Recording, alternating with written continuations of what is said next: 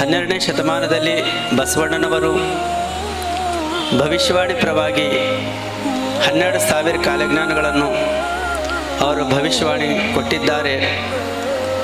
ಯಾಕಂದರೆ ಈ ಭಾರತದಲ್ಲಿ ಜಾತಿ ಭೇದ ಭಾವನೆ ಅಥವಾ ದ್ವೇಷ, ಪರಸ್ಪರದಲ್ಲಿ ಇರ್ತಕ್ಕಂಥ ಊಚ ನೀಚತ್ವಗಳನ್ನು ಇದೆಲ್ಲ ಒಡೆದುಹಾಕಿ ಎಲ್ಲ ಮಾನವ ಸಮಾಜಿಗೆ ಒಕ್ಕಟ್ಟೆ ಮಾಡಿದರು.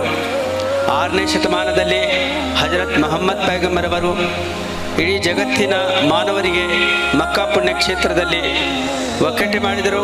ಇದೇ ರೀತಿಯಾಗಿ ಬಸವಣ್ಣರು ಈ ಭಾರತದಲ್ಲಿ ಎಲ್ಲ ಸಮಾಜದವರಿಗೆ ಡೋಹಾರ ಕಕ್ಕಯ್ಯ, ಅಂಬೆಗಾಳ ಚೌಡಯ್ಯ, ಮಾದ್ರ ಮಾಚಯ್ಯ, ಸಿಂಧು ಬಳ್ಳಾಲ್, ಅಲ್ಲ ಮಹಾಪ್ರಭು, ಅಕ್ಕ ಮಹಾದೇವಿ, ಅಕ್ಕನಾಗಲಿ ಈ ಎಲ್ಲ ಶರಣರಿಗೆ ಒಂದೇ ಅನುಭವ ಮಂಟಪದಲ್ಲಿ ನೆರೆಸಿ